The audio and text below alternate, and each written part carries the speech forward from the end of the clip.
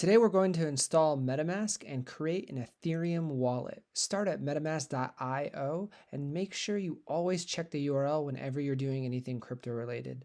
Then head over to download. Now let's install MetaMask for Chrome or the browser of your choice. Make sure you're downloading the correct version and then add to Chrome. Now get started and you can say no thanks or agree with some tracking metrics. Let's create a wallet. The first step is to create a password and make sure it is super secure. Write it down and store it offline.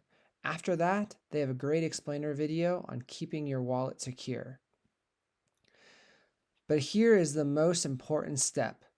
Write your seed phrase down on a piece of paper and again, make sure to store it offline. Remember, this is your master password for keeping your wallet secure. The next step is to enter your seed phrase so you know you have it written down properly. And that's it.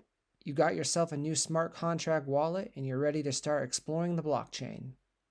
Until next time, stay comfy.